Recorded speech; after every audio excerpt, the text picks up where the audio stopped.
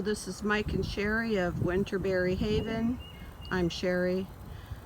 There's Mike. And we are going to be installing our Italian honeybees today. Right now what you see is we've got a stand lifting the hive off the ground. Oh, there's Gunther in the background. That's to keep away predators. We've got one hive body, an entrance reducer, and you see the cap of the hive there. That's what we'll start with. Over time we'll be adding another hive body of the same size and then a honey reducer on top. But today this is what we're going to work with. The hive should be situated in a southeastern position so that the bees get the morning sun. So here are the bees. We bought a package of, it's a 3-pound package of honeybees that includes the queen, and it cost us, I believe, $135. They're Italian honeybees, but they came from Georgia. Note that it is a pretty good hive. However, you will see that on the bottom there are some very slow moving or deceased bees, but for the most part this looks like a healthy colony. Okay, to prepare the bees for colonizing the hive, we've got to remove the top telescoping cover. You will see inside, or just underneath that, there is an inner cover. It has a little notch in the front there that can be used for ingress, egress, or air circulation as the hive gets larger by adding the additional components. You'll also see that there's a hole in the center there, and that makes it easy to view hive activity. It also gives the bees access to this this portion of the hive. You'll see how we'll be adding a food source right on the top here later in the video. Underneath the inner top, we've got the frames. This hive has 10 frames. We are going to be removing the 4 center frames in order to make room for the bees.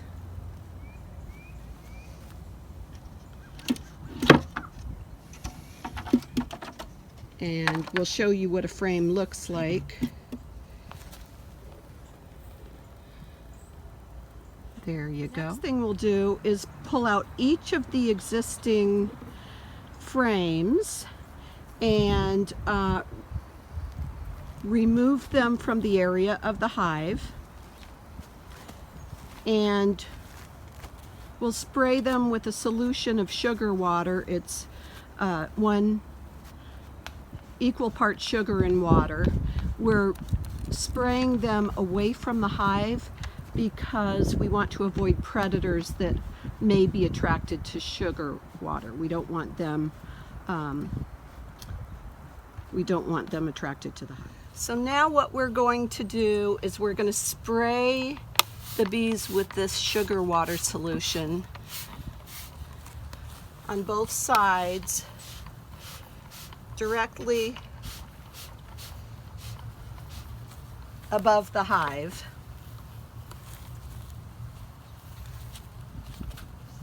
Thereby reducing the amount of sugar water that gets on the area surrounding the hive. And then we're going to use this, this is a beehive tool. We're going to pry this cover here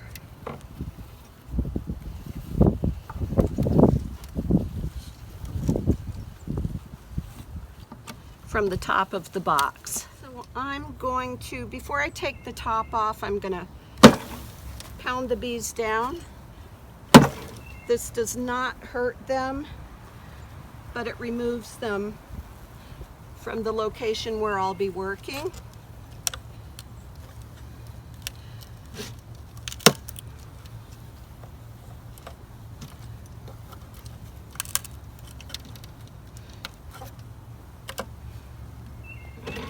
So we take this off and put it to the side. This you see here is a, it holds syrup, which is feeding the bees right now. I'm going to spray them one more time. So I'm spraying them again. And I'm trying to keep them away from the top opening. If you look inside here, you will see the cage for the queen.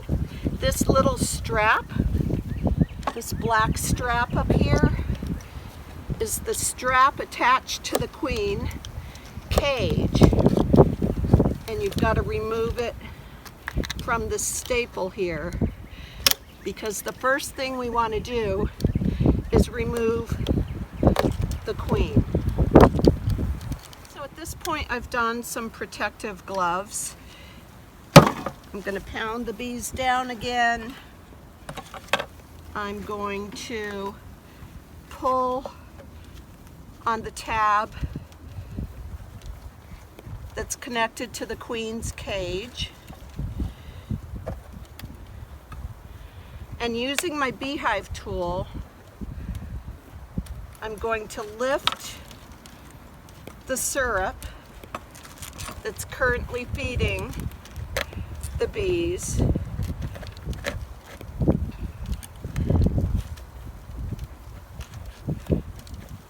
I'm going to pull it out, pull out the queen, and unfortunately,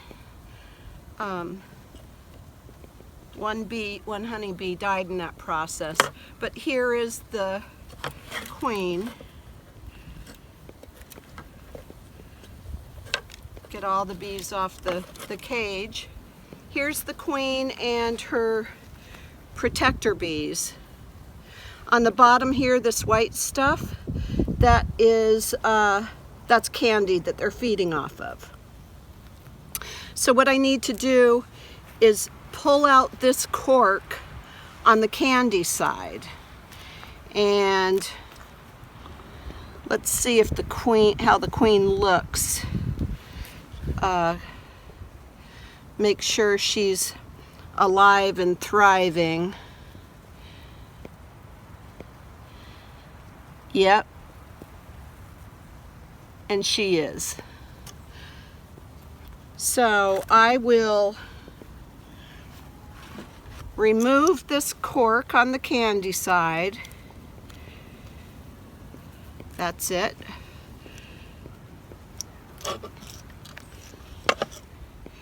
And I'm going to remove my gloves because it's very difficult to work with them. And it's a relatively cool day, so the bees are not really really active, although they are moving around. But you don't have to worry about getting stung so much in cooler weather. So what I'm going to do now is take a toothpick,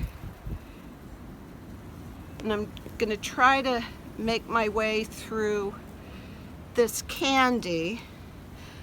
It's harder than it should be, so I think I'll grab a paper clip.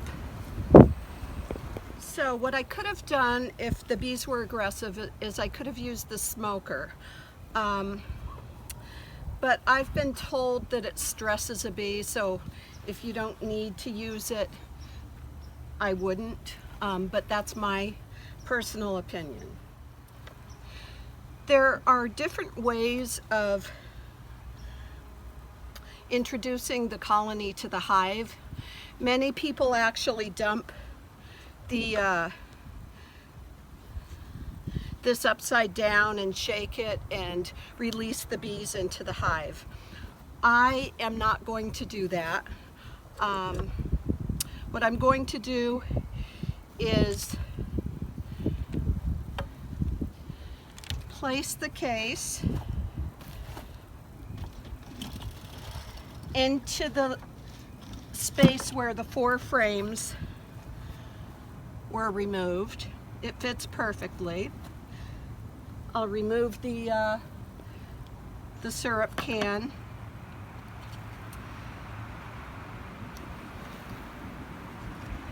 And remove the lid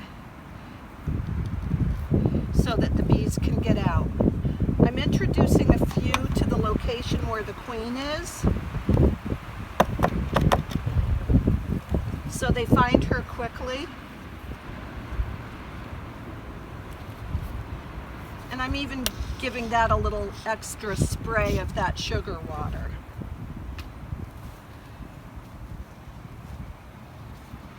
I'm going to put the inside cover on, making sure I'm not squishing any bees.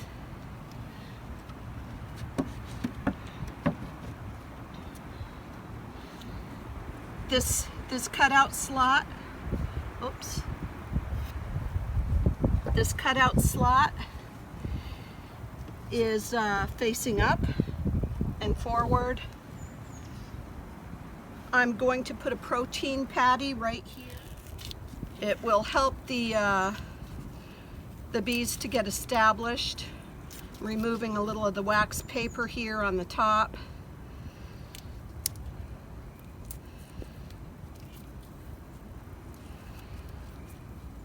And I'll just place that here. The bees can access it through the slot in the center there. And then we will put the lid back on.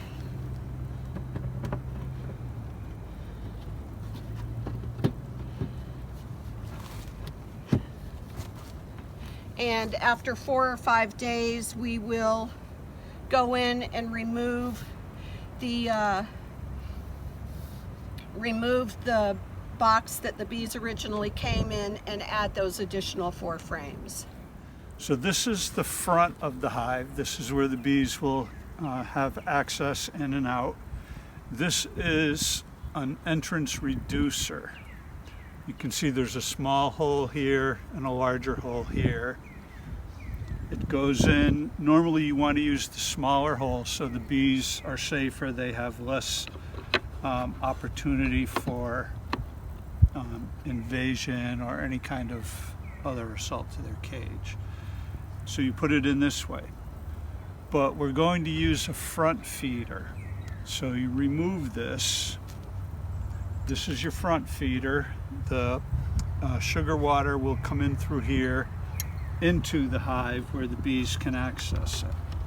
You lift this just a hair and you put the feeder up against the side. So having done that, we're going to use the reducer in a bit of a different way. We're going to use the large hole, but in such a way that it's still a reduced opening. So we'll put it in like this, and they still have about a 1-inch opening, which you want as far away from the feeder as possible. So this way you just have that small opening and the bees can feed off the front load feeder. And just a wee bit later, now you can see that the bees have found their way in and out. Starting to feel like home now.